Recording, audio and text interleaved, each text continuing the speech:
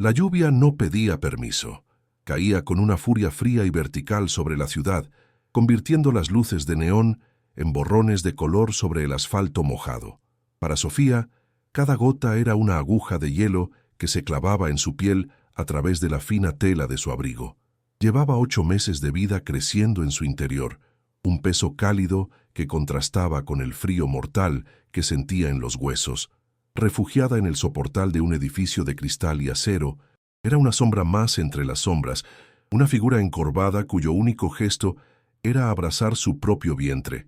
El hambre era un nudo en la garganta, un dolor sordo que ya casi no distinguía de la soledad. No temblaba solo de frío, temblaba por el miedo a que la noche siguiente fuera la última que pudiera ofrecerle un refugio, por precario que fuera. Su mano, pálida y delgada, no se apartaba de su tripa. Era su ancla, el único territorio que aún le pertenecía. Dentro, una pequeña patada le recordó por qué seguía luchando. No era por ella. Hacía mucho que había dejado de luchar por sí misma. Era por él, por esa promesa de futuro que se movía bajo su piel.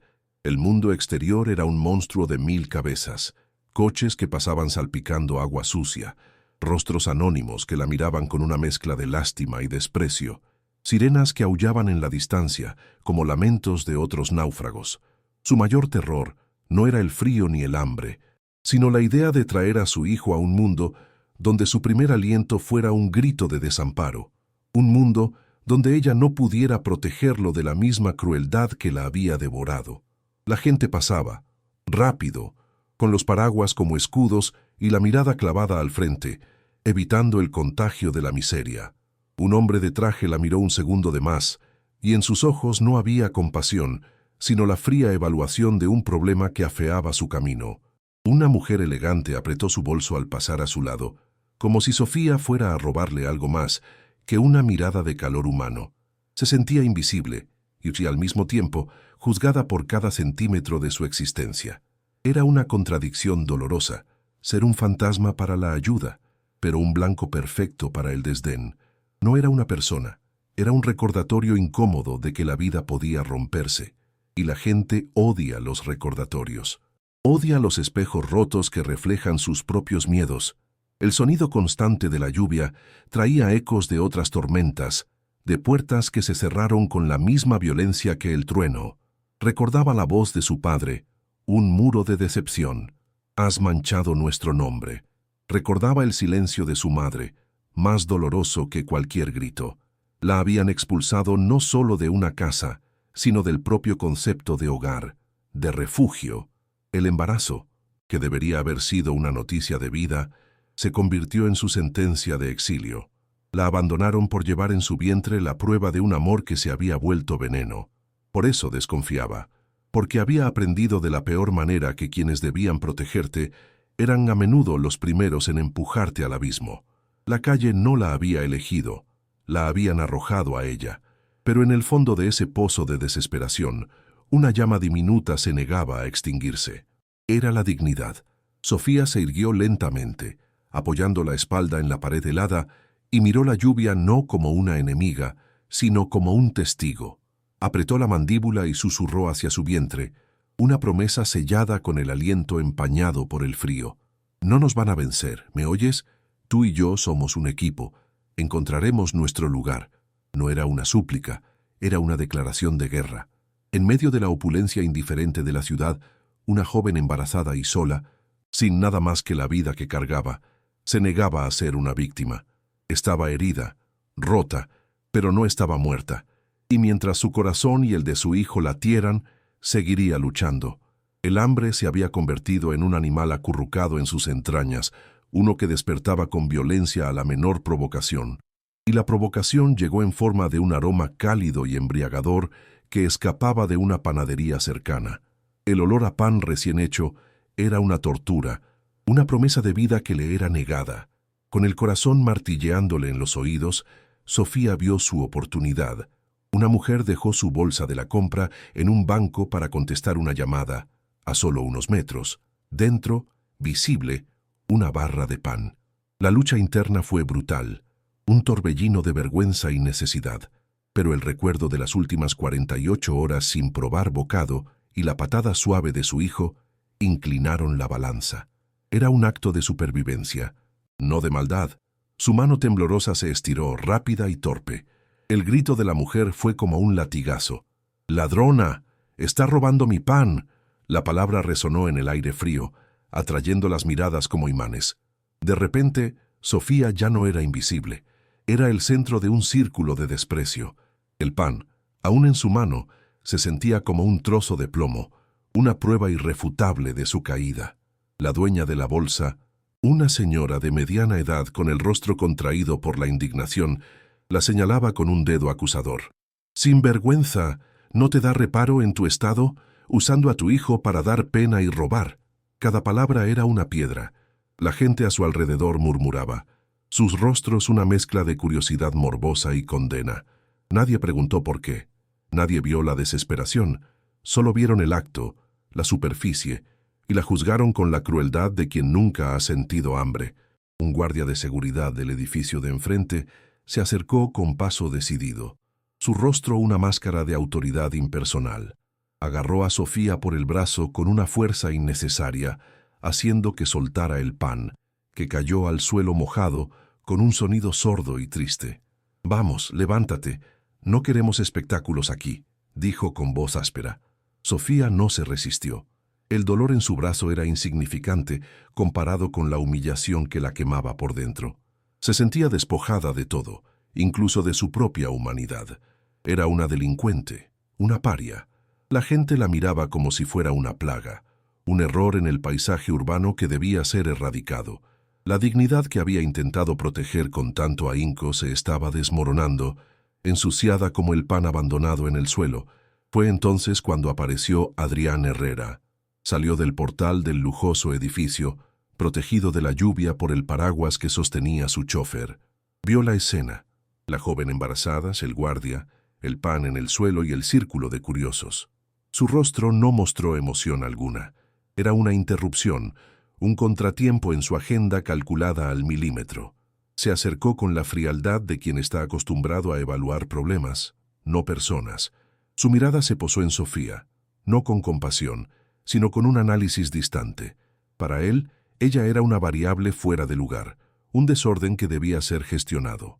Su traje impecable y sus zapatos brillantes parecían de otro universo, un contraste brutal con la miseria que tenía delante. El choque de mundos fue instantáneo, silencioso y violento. Adrián sacó su cartera, un gesto automático y eficiente. Extrajo varios billetes de 50 euros y se los ofreció al guardia.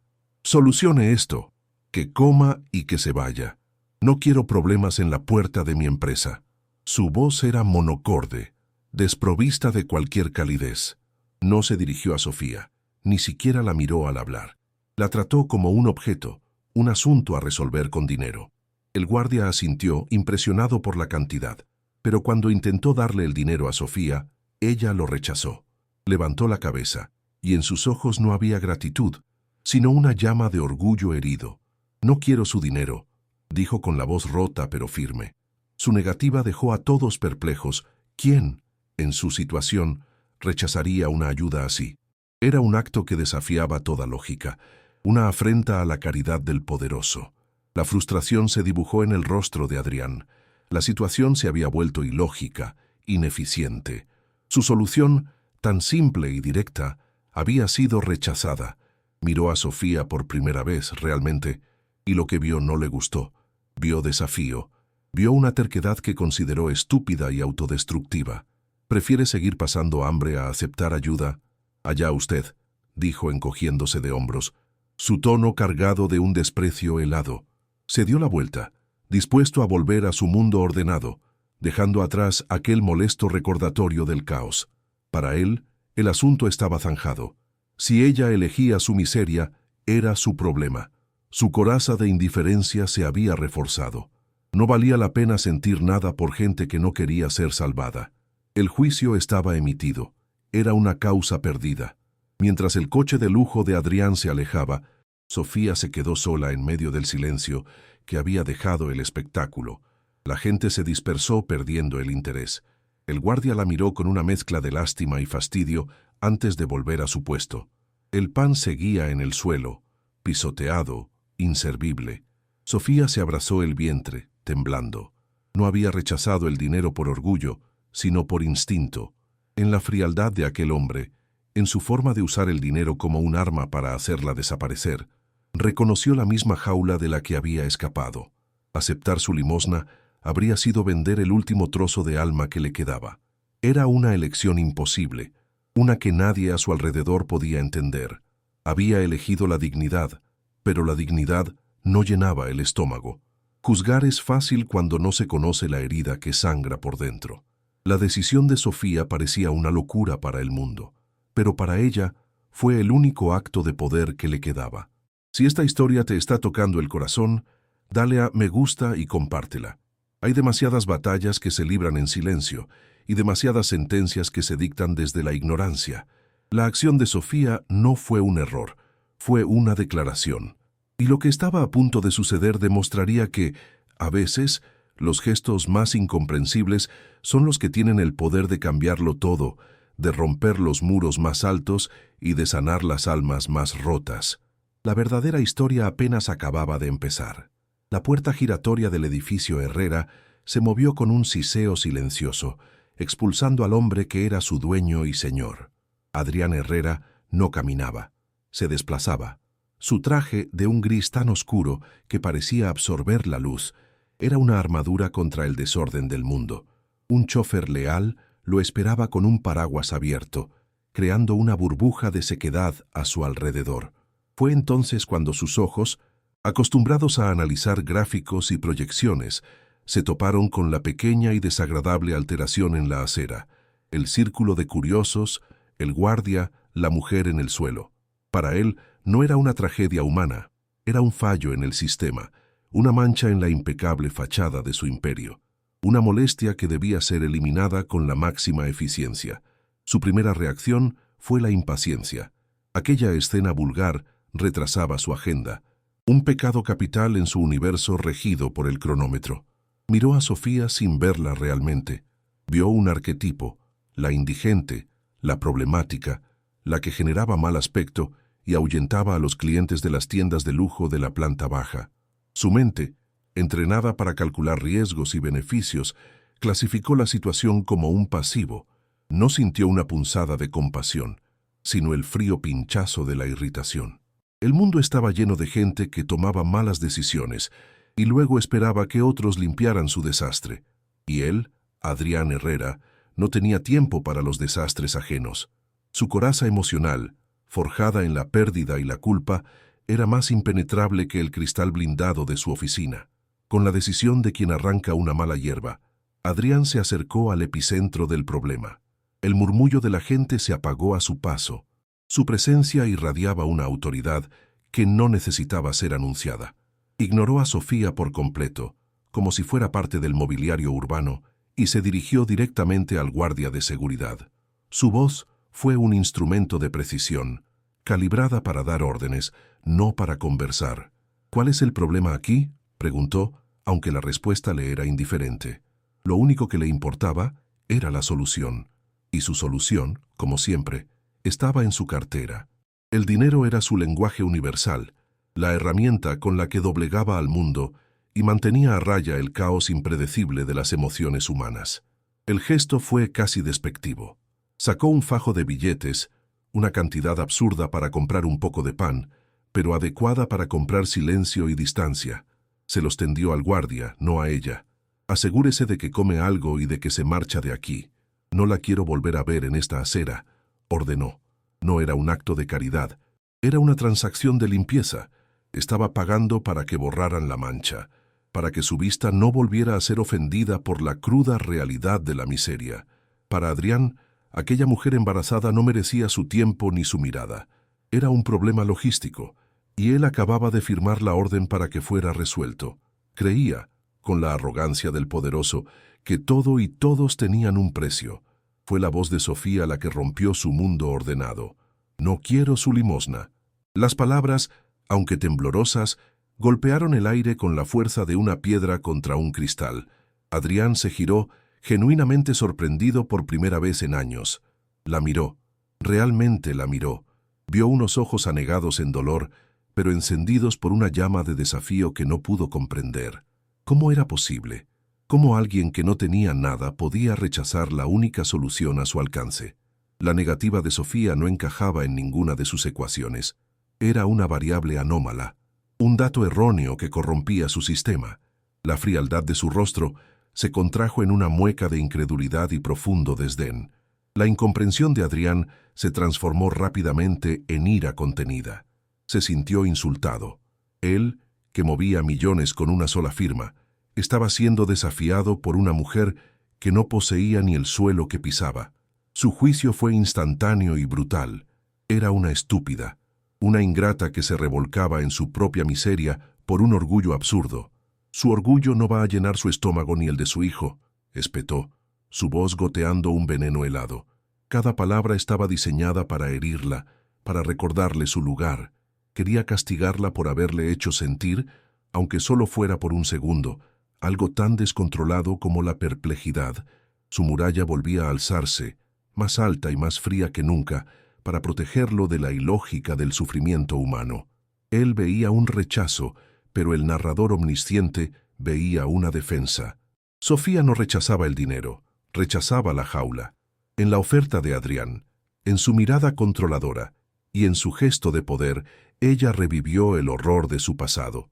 Reconoció el mismo patrón, el hombre poderoso que ofrece una salvación que en realidad es una condena, una ayuda que exige a cambio el alma. Su no fue un grito de guerra por su libertad y la de su hijo. Fue la promesa de que nadie volvería a poseerla, ni con golpes ni con billetes. Adrián le ofrecía un salvavidas de plomo, y ella, con el instinto de una superviviente, lo apartó con todas sus fuerzas, prefiriendo ahogarse en el mar abierto a morir encadenada en el puerto. El choque fue total y absoluto.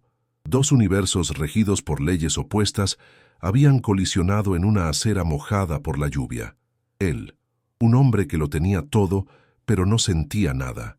Ella, una mujer que no tenía nada, pero luchaba por el único tesoro que le quedaba, su dignidad. Adrián se dio la vuelta, subió a su coche y ordenó al chófer que arrancara, dejando atrás el problema sin resolver, pero la imagen de aquellos ojos desafiantes se había grabado en su retina. La pregunta ¿por qué? Comenzó a resonar en el silencio de su coche de lujo, una grieta minúscula en el muro de su indiferencia. El encuentro había terminado, pero la verdadera colisión apenas había comenzado. La puerta de caoba de su despacho se cerró con un sonido sordo y hermético, aislando a Adrián Herrera del resto del universo, pero el silencio no le trajo paz. La imagen de aquella mujer, de sus ojos desafiantes y su vientre hinchado, se había colado en su santuario de orden y control. Era una mancha en su día perfectamente planificado, una variable que su mente analítica no lograba procesar. ¿Por qué rechazar el dinero? ¿Por qué elegir la miseria? Caminaba de un lado a otro sobre la alfombra persa, irritado no por ella, sino por su propia incapacidad para archivar el incidente. No era compasión lo que sentía, era una profunda molestia, la frustración del ingeniero ante una máquina que se niega a obedecer las leyes de la lógica. Ella era un error en su sistema, y los errores le obsesionaban. Mientras tanto, Sofía se había alejado de aquel portal de lujo, sintiendo las miradas de juicio como agujas en la espalda. Su negativa le había costado caro. El hambre era ahora un animal más furioso, y el frío, más penetrante. Se refugió bajo el esqueleto de un puente, donde el estruendo de los coches sobre su cabeza era una sinfonía de indiferencia. Se abrazó a sí misma, intentando transmitir algo de calor al ser que crecía en su interior. El rechazo al dinero de aquel hombre no había sido un acto de orgullo ciego, sino de supervivencia instintiva. En su mirada fría y en su gesto de poder, había reconocido la misma prisión de la que había escapado. Aceptar su ayuda habría sido cambiar un carcelero por otro. La libertad, aunque doliera y helara los huesos, era lo único que podía legarle a su hijo. Adrián intentó sumergirse en el trabajo. Convocó reuniones, analizó informes, dictó órdenes con una voz más cortante de lo habitual. Pero sus empleados notaron la diferencia. Su mirada se perdía en el horizonte de cristal de su ventana. Su mente divagaba. El hombre que podía predecir las fluctuaciones del mercado con meses de antelación no podía descifrar el comportamiento de una sola mujer sin nombre. Sus subordinados intercambiaban miradas de soslayo, preguntándose qué había logrado quebrar la legendaria concentración del jefe. La tensión no solo existía entre él y Sofía, sino que ahora emanaba de él, contagiando el ambiente aséptico de sus oficinas. El caos que tanto detestaba había encontrado una grieta en su armadura y se estaba filtrando en su mundo. La noche cayó sobre la ciudad, y con ella, una nueva capa de vulnerabilidad. Una patrulla de policía se detuvo cerca del puente. Dos agentes se acercaron a Sofía con la rutina de quien limpia la basura. «No puede quedarse aquí, señora. Tiene que circular». La palabra circular sonó como un insulto. ¿Circular hacia dónde? ¿Hacia qué vacío? No le ofrecieron una alternativa, solo una orden. Ella se levantó en silencio, con la dignidad como único escudo. La sociedad, a través de sus uniformes y sus reglas, reforzaba el mensaje que ya conocía. No perteneces a ningún lugar. Para el sistema, ella no era una persona necesitada de ayuda, sino un obstáculo visual, un desorden que debía ser movido de un sitio a otro hasta volverse completamente invisible, incapaz de concentrarse. Adrián tomó una decisión que iba en contra de todos sus principios. Llamó a su jefe de seguridad, Marcos, un hombre discreto y eficiente. Le dio una orden fría, casi clínica. «Hay una mujer embarazada, la que estaba esta mañana en la puerta. Encuéntrela. Averigüe quién es. Ofrézcale una habitación en un albergue de la Fundación, uno de los anónimos. Infórmeme cuando esté resuelto». No quería verla, no quería hablar con ella. Quería manejar la situación a distancia, a través de intermediarios, como si se tratara de una adquisición hostil. Era su manera de intentar recuperar el control, de convertir a esa persona impredecible en un expediente, en un caso con un número y una solución estandarizada. Era un intento de domarla con burocracia. Marcos encontró a Sofía temblando en la entrada de una estación de metro, intentando absorber el calor que emanaba del subsuelo. Se acercó con un respeto profesional que la desarmó momentáneamente. No era agresivo como el guardia ni impersonal como los policías. Le habló con calma, explicándole que el señor Herrera se había preocupado por ella y le ofrecía una cama caliente y comida en un lugar seguro. Mencionó la fundación, las trabajadoras sociales, el protocolo. Pero cada palabra bien intencionada era, para Sofía, un eslabón más de una cadena. Vio el rostro de Adrián detrás de la oferta, el rostro del poder que no da, sino que invierte, esperando un retorno. Vio la caridad como una forma elegante de control, un techo a cambio de su sumisión. Con el corazón latiéndole con fuerza, Sofía miró a Marcos a los ojos y su voz, aunque baja, fue de una firmeza absoluta. «Dígale a su jefe que le agradezco la oferta, pero no la acepto. No soy un caso para su fundación. No soy un problema que pueda solucionar con una llamada y un formulario. Soy una persona, y lo único que quiero es que me dejen en paz». Su resistencia no era agresiva, era una defensa desesperada de su identidad. Se negaba a ser reducida a una estadística, a un acto de filantropía en el informe anual de la empresa de Adrián. Prefería la incertidumbre de la calle a la seguridad de una jaula, por muy dorados que fueran sus barrotes. La tensión entre ambos mundos se elevaba a un nuevo nivel. Marcos regresó al ático de la Torre Herrera y transmitió el mensaje palabra por palabra. El silencio que siguió fue más pesado que cualquier reprimenda. Adrián se quedó inmóvil, mirando la ciudad nocturna a través del cristal. «No soy un problema, soy una persona». La frase retumbó en su cabeza, demoliendo sus defensas. Él, que había convertido su vida entera en una sucesión de problemas a resolver. La muerte de su esposa, el dolor, la culpa, se encontró con alguien que se negaba a encajar en su esquema. La resistencia de Sofía ya no era un acto de orgullo estúpido. Se estaba convirtiendo en un espejo que le devolvía una imagen de sí mismo que no quería ver, la de un hombre que había olvidado cómo tratar con personas y solo sabía gestionar activos y pasivos. La desconfianza era un muro de hielo entre ellos. Él sospechaba que ella ocultaba algo, que tal vez era una estafadora con una estrategia extraña. Ella, por su parte, estaba convencida de que él solo buscaba limpiar su conciencia o, peor aún, ejercer sobre ella una forma de poder sutil y asfixiante. Los empleados de Adrián ya murmuraban sobre la extraña fijación del jefe con la mujer de la calle, alimentando un juicio corporativo que lo veía como alguien que estaba perdiendo su toque implacable. El abismo social no era solo económico, era una brecha de percepciones, de lenguajes, de heridas. Cada uno, desde su lado del precipicio, veía en el otro la encarnación de sus peores miedos. El acto terminó en un punto muerto, cargado de una tensión insoportable. Sofía, acurrucada en un rincón oscuro, eligiendo el peligro conocido de la calle frente a la amenaza desconocida de la caridad de un millonario. Y Adrián, solo en la cima de su imperio, enfrentado a un fracaso que no era financiero, sino profundamente humano. Su frieza, que siempre había sido su mayor fortaleza, ahora se revelaba como su mayor debilidad. Por primera vez en muchos años, no sabía qué hacer, y esa incertidumbre era más aterradora que cualquier crisis de mercado. La resistencia de ella había roto su equilibrio, y la pregunta ya no era qué haría él para ayudarla, sino qué haría ella para cambiarlo a él para siempre. La noche había avanzado, arrastrando consigo las últimas briznas de esperanza. Adrián, de vuelta en su coche, sentía el sabor amargo del fracaso. No un fracaso empresarial, de esos que sabía gestionar con una frialdad quirúrgica, sino uno personal, íntimo y desconcertante.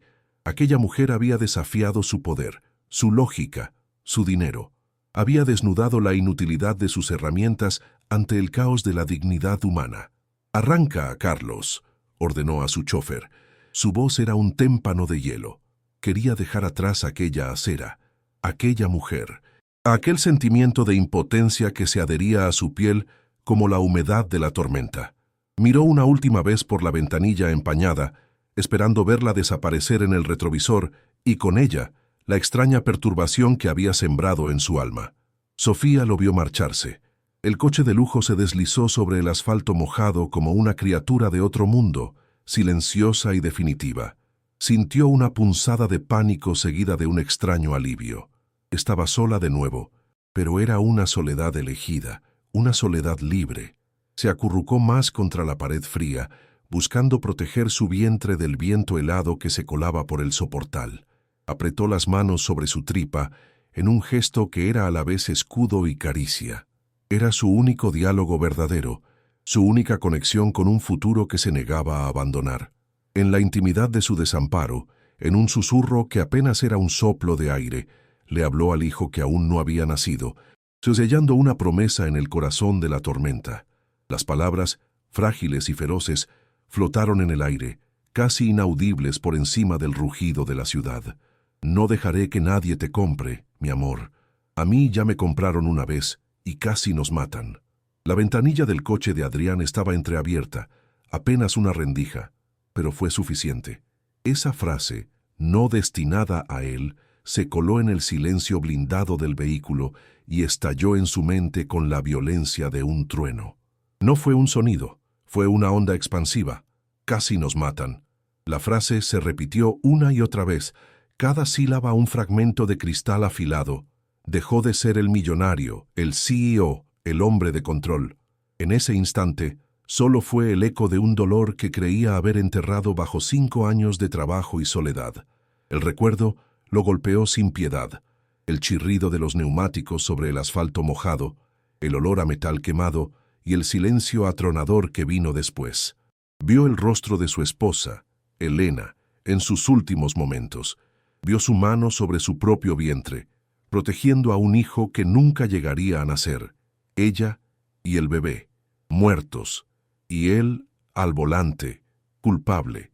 La frase de Sofía no era una metáfora para él, era una descripción literal de su propia tragedia. El casi de ella era el para siempre de él. El muro de hielo que había construido alrededor de su corazón no se agrietó, se desintegró por completo, dejándolo expuesto, vulnerable y temblando bajo el peso de un dolor que volvía a ser nuevo. «¡Pare!». El grito fue tan gutural y desesperado que el chófer frenó en seco, el coche derrapando ligeramente sobre la calzada húmeda. Sin esperar, Adrián abrió la puerta y salió a la lluvia torrencial. El agua helada le empapó el traje de 1000 euros en segundos, pero no la sintió. El frío que lo atenazaba venía de dentro, de una tumba que se había abierto en su memoria. Caminó de vuelta, con paso torpe, ya no como un depredador que evalúa a su presa, sino como un peregrino que avanza hacia una revelación dolorosa.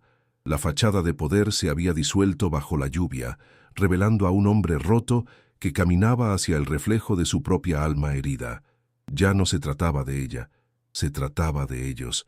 Cuando se detuvo frente a Sofía, ella levantó la vista, asustada, preparándose para una nueva embestida de arrogancia o desprecio, pero lo que vio la dejó sin aliento. El hombre que tenía delante no era el mismo. Su rostro, antes una máscara de fría indiferencia, estaba descompuesto por una emoción cruda, casi insoportable. Sus ojos, antes dos pozos de cálculo, ahora estaban anegados en un sufrimiento que ella reconoció al instante, porque era el mismo que habitaba en los suyos. El millonario inalcanzable había desaparecido. En su lugar había un hombre ahogándose a la vista de todos, y la lluvia que le caía encima parecía querer limpiar una culpa demasiado antigua y profunda para ser borrada. Él no ofreció dinero, no dio órdenes, no propuso soluciones. Su voz, cuando por fin logró hablar, era un susurro ronco, quebrado por una emoción que luchaba por no convertirse en un sollozo. Se arrodilló lentamente, ignorando el agua sucia que manchaba sus rodillas, hasta que sus ojos quedaron a la misma altura que los de ella. La miró, pero esta vez no veía un problema, sino a una igual en el dolor. Vio la fortaleza que se necesita para pronunciar la palabra sobrevivir. Vio la promesa hecha a un hijo como el ancla que impide que un alma se hunda para siempre. En ella, por primera vez, se vio a sí mismo y el hombre que podría haber sido si no se hubiera rendido al vacío. ¿Quién?, preguntó, y la simple palabra contenía un universo de significado. No era una pregunta de un superior a un inferior. Era la pregunta de un superviviente a otro. ¿Quién intentó hacerles daño? La pregunta no pedía detalles, pedía permiso para entender, validaba su miedo, reconocía su lucha y honraba su rechazo. Era la primera vez en mucho tiempo que alguien no la juzgaba por su desconfianza, sino que le preguntaba por la herida que la había causado. La caridad se había transformado en empatía. El poder se había rendido ante la vulnerabilidad. Y en esa pregunta, en ese simple gesto de arrodillarse bajo la lluvia, la verdadera ayuda comenzaba a nacer. Sofía no respondió.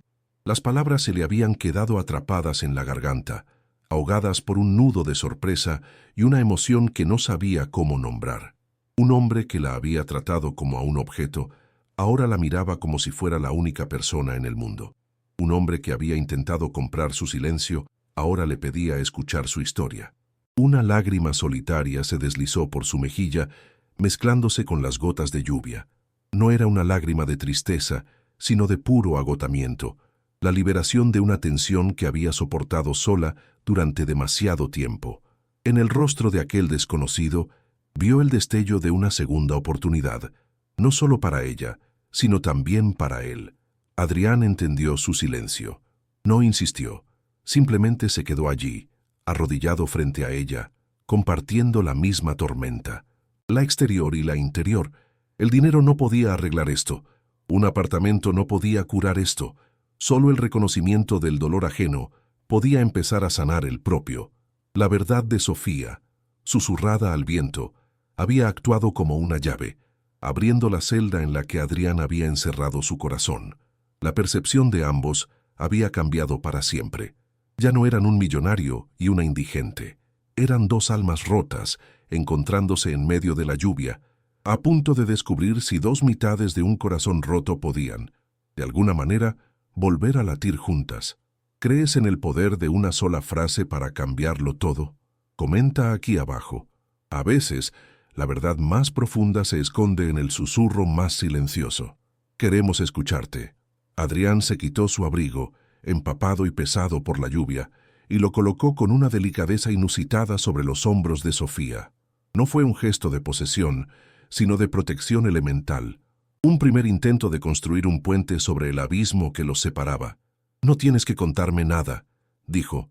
Su voz ya no era la de un ejecutivo, sino la de un hombre que recordaba lo que era el frío del alma. Pero no puedo dejarte aquí. Por favor, permíteme llevarte a un lugar seguro. No mi casa, un lugar neutral, solo para que pases la noche, para que estés seca y caliente, sin condiciones. Te doy mi palabra. La palabra, por favor, salió de sus labios con torpeza, como si fuera un idioma extranjero que apenas estaba aprendiendo. Era una súplica, no una orden. Sofía tembló bajo el peso del abrigo. Olía a lana cara y a una vida que le era ajena, pero también olía a la calidez de un cuerpo humano. Miró sus ojos, buscando la trampa, el cálculo, la arrogancia, pero solo encontró el reflejo de un dolor devastado, un eco del suyo propio, su instinto, que durante meses le había gritado que huyera de cualquier mano extendida. Ahora le susurraba que esta vez era diferente. Asintió lentamente, un movimiento casi imperceptible. No era una rendición, era una tregua. Aceptaba no por debilidad, sino porque en la vulnerabilidad de aquel hombre poderoso vio, por primera vez, un atisbo de verdadera seguridad. Era el reconocimiento mutuo de dos náufragos que deciden compartir la misma tabla en medio del océano. La justicia emocional comenzaba a abrirse paso. El lugar no era un ático de lujo, sino un pequeño apartamento funcional gestionado por su fundación, limpio, anónimo y acogedor. Adrián se mantuvo a una distancia respetuosa. Sus acciones eran ahora un estudio de contención y cuidado. Hizo una llamada y, una hora después, una médica amable y de mediana edad llegó para examinarla. Le trajo una bandeja con sopa caliente y pan, dejándola en una mesa sin invadir su espacio.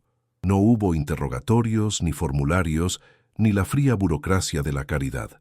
Cada gesto estaba diseñado para devolverle a Sofía lo que le habían arrebatado, la capacidad de elegir, de respirar sin miedo, de existir sin tener que justificarse. Él no estaba reparando un problema, estaba aprendiendo a cuidar a una persona. Cuando Sofía terminó de comer, Adrián se sentó en una silla al otro lado de la habitación y le habló con una honestidad brutal. Mi esposa también estaba embarazada, la perdí en un accidente. Tu frase me hizo recordar. Su confesión no buscaba lástima, sino crear un terreno común. Mi fundación tiene recursos, pero no tiene alma. Quiero crear un programa de viviendas para madres que necesiten un nuevo comienzo. Un lugar donde no solo se les dé un techo, sino también herramientas para ser independientes, para ser dueñas de su futuro. No te estoy ofreciendo un regalo, Sofía. Te estoy pidiendo ayuda. Ayúdame a construirlo. Sé la primera en vivirlo. Y luego, si quieres, ayúdame a que funcione para otras. La propuesta lo cambió todo. No era una limosna, era una misión. No era un rescate, era una invitación a ser co-creadora de su propia salvación y la de otras. Adrián no le estaba dando un pescado, le estaba ofreciendo construir juntos la caña de pescar. Sofía lo miró, y por primera vez desde que su vida se rompió, sintió que el futuro no era un abismo, sino una página en blanco. Adrián se levantó y dejó una llave sobre la mesa. Esta es tu puerta. Solo tú decides cuándo abrirla o cerrarla. Es tuya. La recompensa no era el apartamento, ni el dinero que vendría. La recompensa era esa pequeña llave de metal, el símbolo tangible de que su dignidad, por fin, había encontrado un hogar. La esperanza ya no era un sueño lejano, era una realidad que podía sostener en la palma de su mano. 6 meses después, el sol no entraba en el apartamento de Sofía como un intruso, sino como un invitado bienvenido. Cada mañana, sus rayos dibujaban patrones de luz sobre el suelo de madera, iluminando un pequeño Moisés en la esquina. El silencio ya no era un vacío lleno de miedo, sino un lienzo en blanco donde se pintaban los sonidos de una nueva vida, el murmullo de una cafetera, el pasar de las páginas de un libro y, sobre todo, la respiración tranquila de su hijo, Mateo. Ya no era la mujer encorvada bajo la lluvia, era una figura erguida, cuya fuerza no nacía de la desesperación, sino de un propósito renovado. La llave que Adrián le había dado ya no colgaba de un clavo, sino que reposaba en un cuenco junto a la puerta, un recordatorio constante de que los hogares no siempre están hechos de ladrillos, sino de segundas oportunidades. El día que Mateo nació, Adrián esperó en el pasillo del hospital durante 14 horas. No dijo nada, no pidió nada. Simplemente estuvo allí, una presencia silenciosa y sólida que anclaba a Sofía a la realidad. Cuando por fin una enfermera le permitió entrar, la encontró agotada pero radiante, sosteniendo a su hijo contra el pecho. El llanto del bebé no era un sonido, sino el himno de la vida que se abre paso contra todo pronóstico. Adrián se acercó con una torpeza que desmentía su poder en el mundo exterior. Miró al pequeño, y en sus ojos no había la sombra de su propia pérdida, sino una luz de asombro y reverencia. No era su hijo, pero era la promesa de que la vida, a pesar de todo, siempre encuentra la manera de continuar. Sofía lo vio y comprendió. Él no la había salvado a ella, se estaban salvando mutuamente. Unas semanas más tarde, en la quietud del apartamento, Sofía le ofreció sostener a Mateo.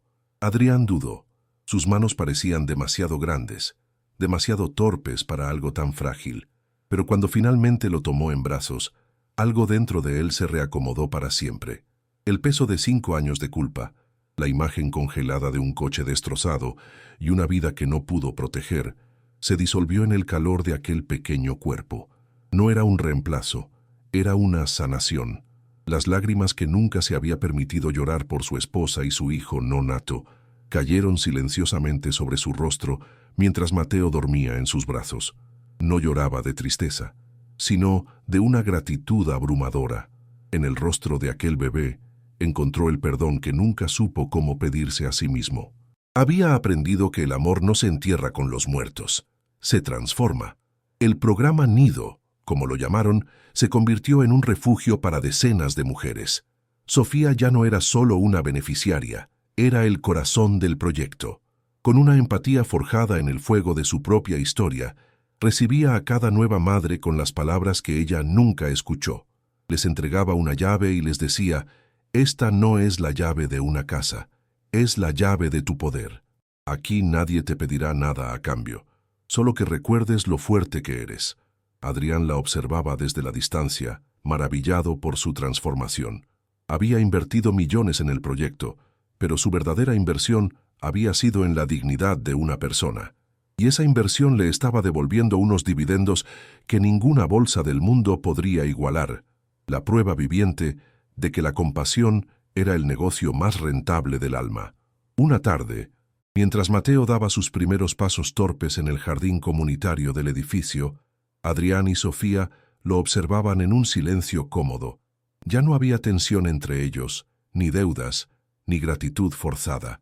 Solo un profundo respeto y un afecto tranquilo, nacido de las cicatrices compartidas. Él ya no era el millonario hermético, y ella no era la mujer de la calle. Eran Adrián y Sofía, dos arquitectos de una nueva esperanza. Él había aprendido que el control era una ilusión, y que la verdadera fortaleza residía en la vulnerabilidad. Ella había aprendido que la confianza no era una debilidad, sino una elección valiente. Juntos, sin necesidad de etiquetas ni promesas, habían construido no solo un edificio, sino una familia, una comunidad unida por la certeza de que nadie merece luchar solo. El sol se ponía, tiñendo el cielo de tonos anaranjados. Adrián miró a Sofía, que ahora reía mientras su hijo caía y se levantaba, y supo que había encontrado su paz. Su dolor no había desaparecido, pero se había transformado en el cimiento de algo hermoso. El verdadero renacimiento no consistía en olvidar el pasado, sino en darle un nuevo significado. Y mientras veía a madre e hijo abrazarse, una verdad simple y poderosa se instaló en su corazón. El hogar no es el lugar donde vives, es el lugar donde por fin dejas de huir. Si esta historia ha encendido una luz en ti, suscríbete al canal y envíala a alguien que necesite recordar que incluso después de la tormenta más oscura, siempre vuelve a salir el sol.